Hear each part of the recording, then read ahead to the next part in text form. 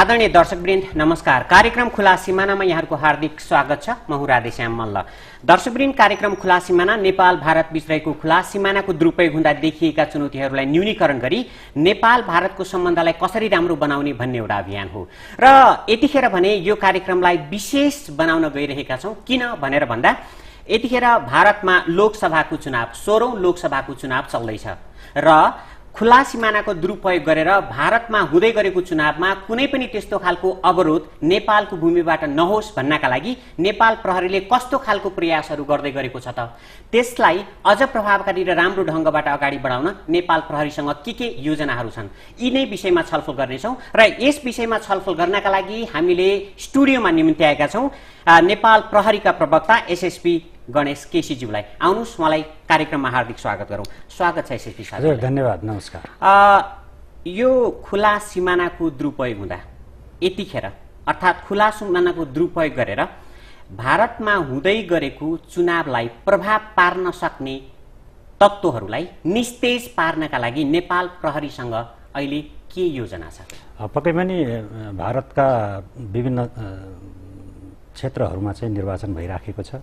यी निर्वाचनलाई मध्यनजर राखेर हामीले भारतीय काउन्टर पार्टहरूसँग विभिन्न चरणमा चाहिँ बैठक गरेर यो निर्वाचनलाई एउटा भयरहित वातावरणमा स्वच्छ रूपमा निर्वाचन सम्पन्न गराउने भारतीय सरकार तथा त्यहाँको चाहिँ निर्वाचन आयोगको जुन अभियानमा नेपाल प्रहरीको तर्फबाट हामीले पुर्याउनु पर्ने सम्पूर्ण सुरक्षा व्यवस्था हामीले मिलाएका छौं। हामीले ती विभिन्न बैठकहरूमा सूचनाहरू चाहिँ शेयर गरेका छौं। अहिले भइराखेको आज पनि केही ठाउँहरूमा चाहिँ नेपालका बोर्डरसँग जोडिएका केही जिल्लाहरूमा चाहिँ निर्वाचन भइराखेको छ।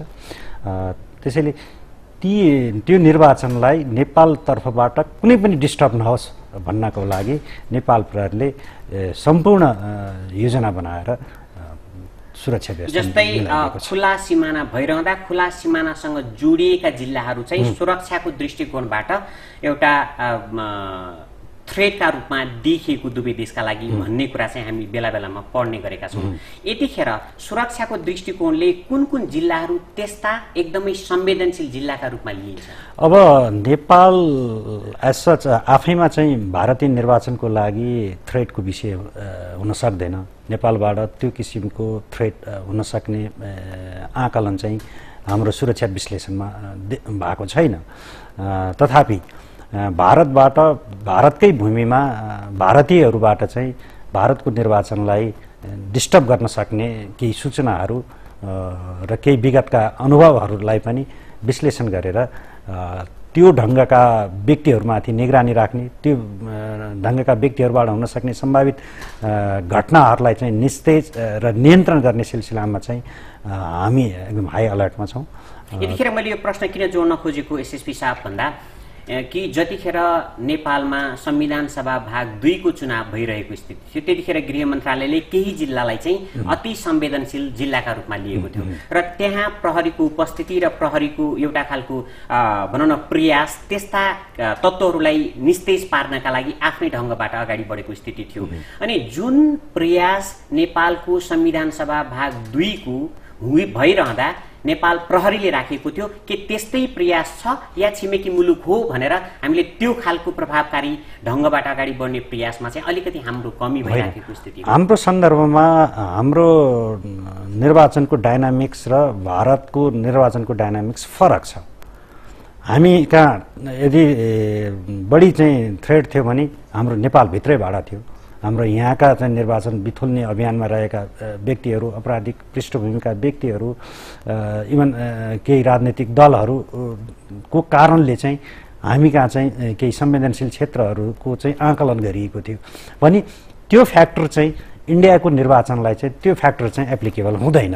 त्यसैले हामीले त्यो सन्दर्भलाई यहाँ अहिले भारतको निर्वाचनको सन्दर्भमा जोड्नु चाहिँ उपयुक्त हुँदैन र केही हामीसँग चाहिँ एउटा हाम्रो चाहिँ काउन्टर पार्टसँगको मिटिङबाट केही सूचनाहरू छ हामी त्यो सूचनालाई विश्लेषण गरेर त्यो सूचनाको आधारमा चाहिँ अझ भारतमा हुन गइरहेको निर्वाचनलाई चाहिँ नेपालको तर्फबाट चाहिँ बढीभन्दा बढी सुरक्षित बनाउनेतर्फ चाहिँ हाम्रो क्रियाशीलता छ। हामीसँग त्यो किसिमको योजना छ। त्यही योजना मुताबिक हाम्रो चाहिँ बोर्डरलाई चाहिँ हामीले रेगुलेट गरेका छौँ, कन्ट्रोल गरेका छौँ र निगरानी राख्ने काम पनि गरेका छौँ। त्यही किन मैले यो प्रश्न जोड्न खोजेको भनेर भन्दा भाग 2 संविधान सभाको चुनाव भइरहँदा भारतले जसरी नेपाल प्रहरीलाई विभिन्न तरिकाबाट सहयोग गरेको स्थिति त हो।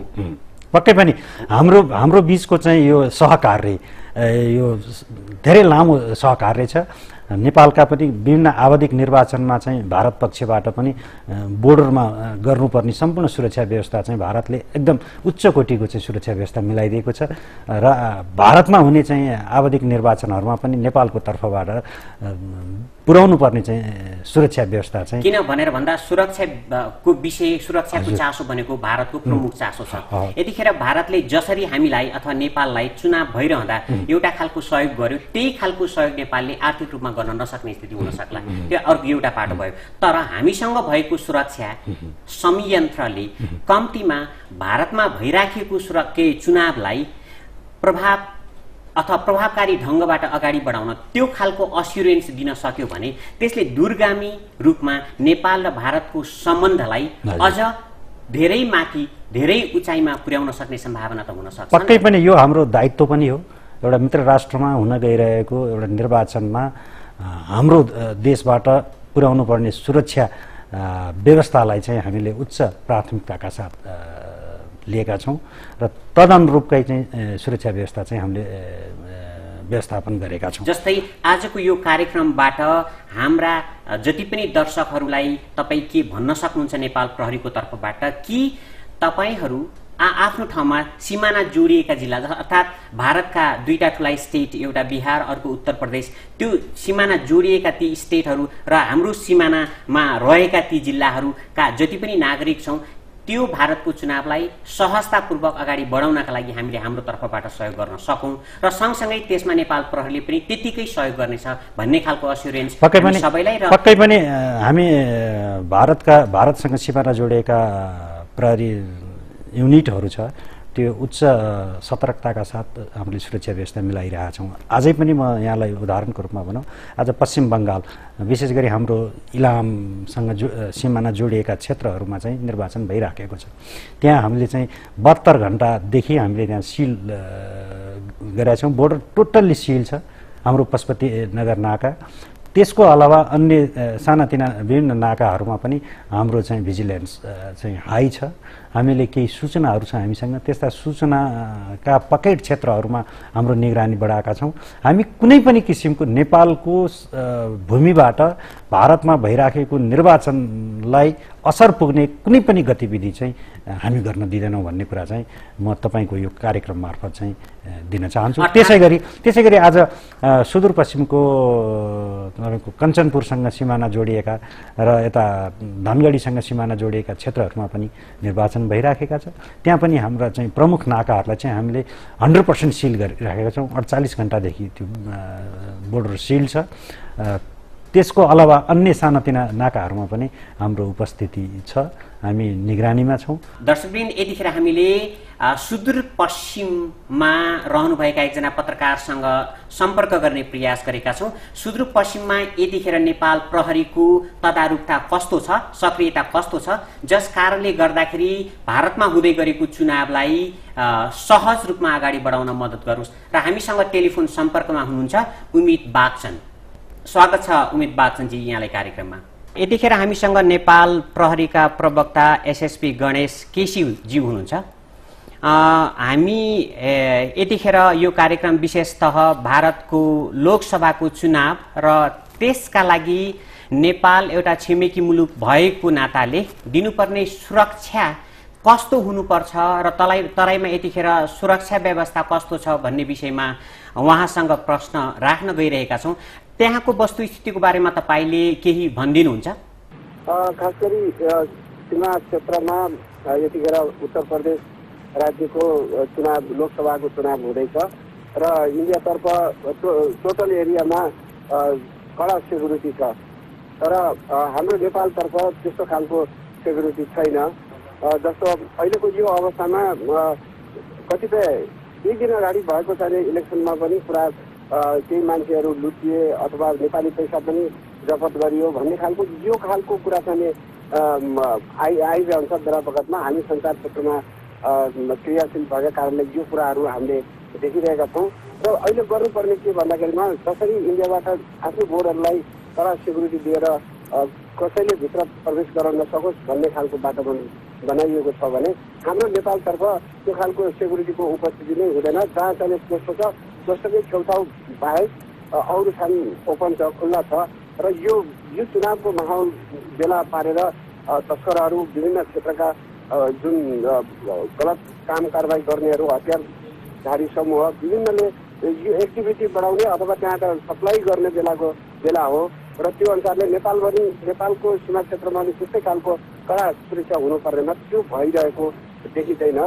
जस्तो भएन हामी धनगढीको कुरा गर्दाखेरिमा गौरीफन्डा वारी र पारी दुवैतर्फ सेक्युरिटी भएको ठाउँमा चाहिँ त्यो देखिन्छ। त्योभन्दा बाहिर खुला बोर्डर भएका कारणले त्यो खालको सेक्युरिटीले डर रूपमा हेरेको अथवा अब यहाँबाट अपराधीहरू बाहिरिनन् भित्रिनन् भन्ने खालको अवस्था अहिले पनि हाम्रो क्षेत्रमा छैन।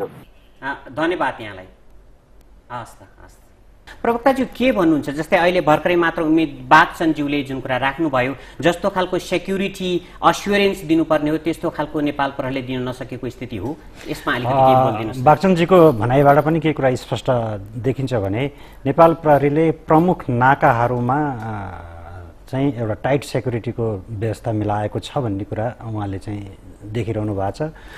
यथार्थमा त्यो कुरामा पूर्ण सत्यता छ। त्यसको अलावा हामीसँग धेरै अन्य नाकाहरू छन्। ती नाकाहरूमा चाहिँ हाम्रो भिजिलेन्स चाहिँ बढाइएको छ, हाम्रो निगरानी बढाइएको छ। हामीले सूचनाहरू चाहिँ सेयर गरेका छौँ र त्यस्ता पकेट क्षेत्रहरू र केही संदिग्ध व्यक्तिहरूलाई पनि हामीले हाम्रो निगरानीमा राखेका छौँ। तर स्वाभाविक रूपमा चाहिँ देशका सम्पूर्ण खुल्ला सिमानाहरूमा चाहिँ हामीले पूर्वदेखि पश्चिमसम्मका सबै प्रमुख नाकाहरूमा चुनावको 72 घण्टालाई एउटा चाहिँ प्रमुख टाइम मानेर हामीले त्यो टाइममा चाहिँ टाइट सेक्युरिटी उहाँको भनाइमा चाहिँ जुन नाकाहरू छन् ती नाकाहरूमा त सुरक्षाको व्यवस्था देखिए तापनि तर खुला सिमाना भएको कारणले गर्दा अरूबाट पनि त्यस्ता खालका त्यस्ता खालका आपराधिक गतिविधि हुन सक्ने सम्भावना छ भन्ने खालको आशय छ। त्यसमा चाहिँ तपाईँ के भन्नुहुन्छ? पक्कै पनि हामीले त्यस्ता हामीसँग चाहिँ सूचनाहरू छ। हामीले यो भारतको निर्वाचन पूर्व सम्पूर्ण चाहिँ हाम्रो काउन्टर पार्टहरूसँग हामीले एउटा कोअर्डिनेसन मिटिङ सम्पन्न गरिसकेका छौँ। यो पूर्वदेखि पश्चिमसम्मका सबै एउटा रिजनल लेभलमा तपाईँको चाहिँ जोनल लेभलमा र डिस्ट्रिक्ट लेभलमा पनि त्यो मिटिङ चाहिँ सम्पन्न भइसकेको छ। यसमा नेपाल र भारतका सबै सुरक्षा निकायहरूको बिचमा त्यो मिटिङ सम्पन्न भएर एक अर्कासँग भएका चाहिँ सूचनाहरू चाहिँ सेयर गर्ने काम पनि भइसकेको छ। यो जस्तै चुनावको वरिपरि पनि तपाईहरूले के मिटिङलाई सघन रूपमा अगाडि लानु भएको स्थिति छ? पक्कै पनि यो मैले पुनः म दोहोऱ्याउँछु।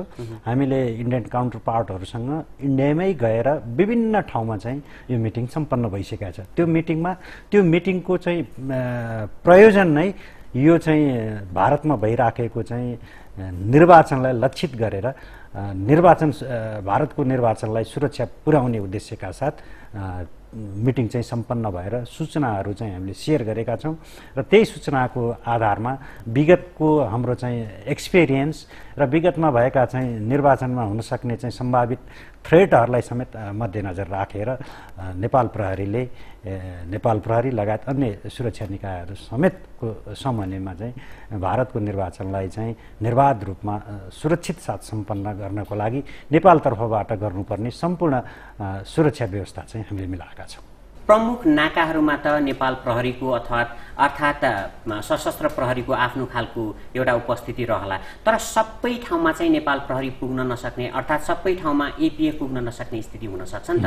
त्यस्ता नाकाहरूको दुरुपयोग गर्न सक्ने सम्भावना भइरहँदा त अनि हामीले कतै चुक्न सक्ने सम्भावना हुन सक्छ कि जसले चाहिँ दूरगामी रूपमा नेपाल र भारतको सम्बन्ध बिग्रियोस्? पक्कै पनि हामी त्यसमा सचेत छौँ। मैले अघि पनि भने हाम्रो भिजिलेन्स चाहिँ बढाएका छौँ। हामीले त्यस्ता एरियाहरूमा पनि हाम्रो चाहिँ मोबिलिटी चाहिँ बढाएका छौँ र हामीसँग सूचनाहरू छ। त्यो सूचनाको आधारमा हामीले सम्भावित व्यक्ति समूहहरूलाई पनि निगरानीमा राखेका छौँ। भलै इन्डियाबाट चाहिँ लुकीछिपी आएर चाहिँ नेपाल सरहदमा पनि त्यस्ता आपराधिक तत्त्वहरू बस्न सक्छ। त्यस्ता आपराधिक व्यक्तिहरूबाट इन्डियाको निर्वाचनलाई चाहिँ थ्रेट हुन सक्छ भन्ने आधारमा पनि हाम्रो चाहिँ प्रोएक्टिभ पुलिसिङ चाहिँ भइराखेको छ। हजुर, अब यो सँगसँगै तपाईँ सिमानामा धेरै बेला नेपाल प्रहरीको एउटा अधिकृतका रूपमा चाहिँ खटिनुभयो र त्यो खालको आफ्नो भूमिका निर्वाह पनि गर्नुभयो। तपाईँलाई त्यो विषयमा धेरै जानकारी पनि छ। अब अलिकति खुला सिमानाको व्यवस्थापन पक्षतिर कुरा गरौँ, जोडेर कुरा गरौँ। नेपालको यो खुला सिमानालाई व्यवस्थित बनाउनका लागि नेपाल प्रहरी यतिखेर कहाँ छ? पूर्ण रूपमा सफल छ अर्थात् आधा रूपमा सफल छ अर्थात् सफल हुने क्रममा छ तर सफल भएको स्थिति चाहिँ छैन? अब हाम्रो बोर्डर चाहिँ ओपन बोर्डर हो। हाम्रो बोर्डरलाई रेगुलेट गर्ने चाहिँ हामीसँग विभिन्न सिस्टमहरू चाहिँ एडप्ट गरेका छ स्टेटले। एउटा भारतीय पक्षबाट पनि त्यो किसिमको चाहिँ मेकानिजमहरू बनाएको छ, नेपाल तर्फबाट पनि त्यो किसिमको चाहिँ एउटा सेक्युरिटी मेकानिजम छ। यद्यपि हामी दुई राष्ट्रको बिचमा आवाज जावतमा कुनै पनि नागरिकलाई चाहिँ निर्बाध आवाज जावत गर्ने छुट पनि हामीलाई छ। अब त्यति भइसकेको अवस्थामा चाहिँ बेला बेलामा चाहिँ हाम्रा बोर्डरहरूमा चाहिँ तपाईँको चाहिँ आपराधिक क्रियाकलापहरू पनि हुँदै आएको छ र त्यो चाहिँ त्यस्ता आपराधिक क्रियाकलापलाई नियन्त्रण गर्न हामी दुईटा चाहिँ काउन्टर पार्ट सुरक्षा एजेन्सीहरूको बिचमा चाहिँ एउटा कोअर्डिनेसन र तपाईँको चाहिँ सहकार्यहरू पनि भइराखेको छ। हामी सूचनाको लेभलमा अत्यन्तै घनीभूत रूपमा चाहिँ हामी छलफल गर्छौँ। प्रवक्ताज्यू, यहाँनिर मैले तपाईँसँग अर्को जिज्ञासा राख्न खोजेँ। जस्तै हो नेपाल प्रहरी र भारतको प्रहरी अर्थात् सुरक्षा संयन्त्रसँग तपाईँहरूको कोअर्डिनेसन त भइरहेको हुन्छ, तर बेला बेलामा हामीले यो लामो बहस गरिरहँदा नेपाल प्रहरी अर्थात् त्यहाँ खटाइएका सुरक्षाकर्मीहरूकै कारणले गर्दाखेरि पनि तपाईँले अघि भने जस्तै तस्करी अनि लागु औषधसँग जोडिएका कुरा, हात हतियारसँग जोडिएका कुरा चाहिँ जबसम्म नेपाल प्रहरीसँग मिल्दैन तबसम्म चाहिँ त्यो सम्भावना हुँदैन। त्यसकारणले गर्दा नेपाल प्रहरी पनि चुकेको स्थिति चाहिँ छ है भन्ने खालको गुनासाहरू उहाँहरूको त्यो विश्लेषण अगाडि आइरहँदा तपाईँ यसमा के? हाम्रो खुल्ला बोर्डरको एउटा चरित्र के देखिया छ भने तपाईँको अर्गनाइज क्राइमहरू, तपाईँको चाहिँ तस्करी र आतङ्कवादका इस्युहरू बेला बेलामा आएका छन्। त्यस्ता इस्युहरूलाई हामीले चाहिँ एउटा मेकानिजमबाट एउटा सुरक्षा मेकानिजमबाट त्यसलाई चाहिँ नियन्त्रण गर्दै पनि आएका छौँ। यद्यपि त्यो पर्याप्त छैन। अब रह्यो हामी दुईटा चाहिँ गभर्मेन्टका सुरक्षा एजेन्सीहरूको बिचमा कोअर्डिनेसन कै बलमा हामीले चाहिँ त्यस्ता कुराहरूलाई चाहिँ कन्ट्रोल गरिराखेका छौँ। यसलाई जिरोमा झार्न सकिएको छैन, त्यो प्रयास राख्नुपर्छ, तर जिरोमा झार्न सक्ने अवस्था चाहिँ अहिलेसम्म भएको छैन। यद्यपि यो कन्ट्रोलमा छ। बेला बेलामा एकाध घटनाहरू हुन्छन्, त्यस्ता घटनाहरूलाई पनि समयमा चाहिँ हामीले हाम्रो सुझबुझ एउटा कोअर्डिनेसनको आधारमा हामीले त्यसलाई चाहिँ। अनि तपाईँहरू जस्तै अघि मैले जिज्ञासा राख्न खोजेको कुरा चाहिँ नेपाल प्रहरीको संलग्नता नभइकन त्यस्ता खालका घटनाहरू चाहिँ हुने सम्भावना चाहिँ न्यून हुन्छ। त्यसकारणले गर्दाखेरि नेपाल प्रहरीले जुन एउटा नैतिकताको साथ अगाडि बढ्नुपर्ने हो, सबै नेपाल प्रहरी अन्तर्गत आउने कर्मचारीहरूले त्यो नैतिकता चाहिँ बोकेको चाहिँ देखिँदैन। यो चाहिँ गुनासो पक्कै पनि एकाध व्यक्तिहरू त्यसमा चुक्यो होला, आफ्नो चाहिँ जिम्मेवारीमा चुकेको होला, तर नेपाल प्रहरी कहिले पनि चुक्दैन। हेर्नुहोस्, नेपाल प्रहरी भनेको 67,000 सदस्यहरूको एउटा सङ्गठन हो। यसको आफ्नै एउटा अर्गनाइज भ्यालुहरू छ। त्यसकारणले कुनै एउटा व्यक्ति चुक्नु भनेको नेपाल प्रहरी चुकिएको पक्कै पनि होइन। त्यसरी चाहिँ हामीले अर्थ लगाइदिनु हुँदैन। कुनै व्यक्ति चुकेको छ, आफ्नो जिम्मेवारीमा चुकेको छ भने त्यो व्यक्ति चाहिँ एउटा कानुनको दृष्टिमा उसले आफ्नो रेस्पोन्सिबिलिटी लिनुपर्छ। ऊ कानुनको दायरामा ऊ चाहिँ कारबाहीको भागी हुन्छ। त्यस्ता गलत काममा सहभागी हुने प्रहरीहरूलाई कानुनको दायराभित्र ल्याउनका लागि तपाईँभित्र आफ्नो के संयन्त्र छ? पक्कै पनि हामीसँग हेर्नुहोस्, हामी प्रहरी ऐन नियमले चाहिँ चलेको संस्था हो। हाम्रा चाहिँ आचरणका नियमहरू छन्, हाम्रा विभागीय कारबाहीहरू हुन्छ। त्यसभन्दा पनि माथिको अपराध गर्यो भने उसलाई चाहिँ अरू चाहिँ प्रचलित ऐन नियम कानुन पनि आकर्षित हुन्छ। त्यसैले पुलिसले कुनै अपराध गर्छ भने त्यसले चाहिँ एमएनएसटी पाउने भन्ने कुरा त्यो कल्पनै गर्न सकिँदैन। त्यसकारणले हाम्रो आफ्नै कानुन छ, त्यो कानुनभन्दा बढीको उसले चाहिँ अपराध गर्छ भने त उसलाई फेरि प्रचलित कानुन पनि आकर्षित हुन्छ। र अन्तमा जाँदै मेरो अन्तिम प्रश्न चाहिँ अब यतिखेर नेपाल प्रहरीले पुनः पनि भन्नुपर्दा भारतमा हुँदै गरेको 16औं लोकसभाको चुनावलाई सहज रूपमा अगाडि बढाउनका लागि र नेपालको भूमिलाई कुनै पनि एन्टी इन्डियन चुनावको पाटोमा चाहिँ प्रभाव नपार्ने बनाउनका लागि चाहिँ नेपाल प्रहरीले 1, 2, 3 वटा काम गर्दैछ भनेर भनिरहनु पर्दा के भन्नुहुन्छ? पक्कै पनि हामीले त पहिलो काम त हामीले चाहिँ कोअर्डिनेसन मिटिङ सम्पन्न गऱ्यौँ। त्यसबाट चाहिँ इन्फर्मेसनहरू हामीले ल्याछौँ। त्यो इन्फर्मेसनको आधारमा हामीले निगरानी चाहिँ बढाएका छौँ। बोर्डरमा भारतीय चुनावलाई बिथोल्न सक्ने चाहिँ समूह, व्यक्ति, आपराधिक व्यक्तिहरूमाथि चाहिँ निगरानी बढाएका छौँ। तेस्रो कुरा हामीले चाहिँ बोर्डर सिल गरेका छौँ। सम्पूर्ण चाहिँ भारतसँगका प्रमुख नाकाहरूलाई चाहिँ 72 घण्टा 48 घण्टा आवश्यकता अनुसार सिल गरेका छौँ। त्यसको अलावा अन्य सानातिना नाकाहरूमा पनि हाम्रो प्रेजेन्स चाहिँ हामीले चाहिँ बढाएका छौँ। हाम्रो मोबिलिटी हाई गराएका छौँ र बोर्डरमा हुने सानातिना चाहिँ तपाईँको चाहिँ एउटा अल्कोहल सेन्टरहरूलाई पनि हाम्रो नियन्त्रणमा राखेका छौँ। पारीबाट अथवा बोर्डरभन्दा सीमा पारीबाट आउने व्यक्ति अथवा यताबाट चाहिँ उता चाहिँ अल्कोहल लिएर जाने व्यक्तिहरू, तपाईँको ड्रग्स युजर्सहरू सबैलाई चाहिँ हामीले चाहिँ नियन्त्रणमा राखेर चाहिँ बोर्डरको मुभमेन्टलाई चाहिँ कन्ट्रोल गरेका छौँ। यी कारबाहीहरूले चाहिँ निश्चित रूपमा चाहिँ भारतमा भइराखेको, आज पनि भइराखेको निर्वाचनलाई चाहिँ नेपालको तर्फबाट पूर्ण सुरक्षाको प्रत्याभूति हामीले मिलाएको छौँ र आगामी हुने चुनावलाई पनि प्रत्याभूति पक्कै पनि हामी यो विगतमा पनि हामीले गर्दै आएको कुरा हो। नेपाल प्रहरीको कोअपरेसन भारतीय काउन्टरपार्टको लागि अत्यन्तै राम्रो छ भन्ने कुरा हामीले पनि विगतमा तराईमा बसेर चुनाव गराउँदा अथवा भारतको चुनाव हुँदाको अवस्थामा हाम्रो चाहिँ मिटिङहरूमा यी इन्फर्मेसनहरू, यो चाहिँ आइडियाहरू सेयर नेपाल भारतको सम्बन्धलाई अझ राम्रो बनाउने यो हाम्रो अभियान खुला सिमानामा आएर तपाईँले नेपाल प्रहरीको तर्फबाट जुन खालको सुरक्षाको एस्युरेन्स दिनुभयो र हाम्रो कार्यक्रममा आइदिनु भयो, त्यसका लागि हामी हाम्रो सम्पूर्ण टिमबाट तपाईँले धेरै धेरै धन्यवाद। हस्, धन्यवाद। तपाईँको कार्यक्रम मार्फत नेपाल प्रहरीले भारतमा सम्पन्न भइराखेको निर्वाचनमा एउटा व्यवस्था गरेको चाहिँ सुरक्षाका विषयहरूमा चाहिँ जुन जानकारी दिने अवसर दिनुभयो, त्यसको लागि नेपाल प्रहरीको तर्फबाट समेत यहाँलाई हार्दिक धन्यवाद दिन चाहन्छु। आदरणीय दर्शकवृन्द, आज हामीले कुरा गऱ्यौँ नेपाल र भारतबीच रहेको खुला सिमानाको दुरुपयोग गरेर कतै भारतमा हुँदै गरेको 16औं लोकसभाको चुनावलाई केही सुरक्षाको चुनौती त थपिँदैन र त्यस्तो सुरक्षाको चुनौतीलाई न्यूनीकरण गर्नका लागि नेपाल प्रहरी आफैमा कसरी सजग छ र के काम गर्न सक्छ भन्ने विषयमा चर्चा गऱ्यौँ र हामीसँग स्टुडियोमा हुनुहुन्थ्यो नेपाल प्रहरीका प्रवक्ता एसएसपी गणेश केसी। दर्शकवृन्द, आजको हाम्रो कार्यक्रमको निर्धारित समय सकिएको छ। हाम्रो सम्पूर्ण युनिटलाई बिदा दिनुहोस्। नमस्कार।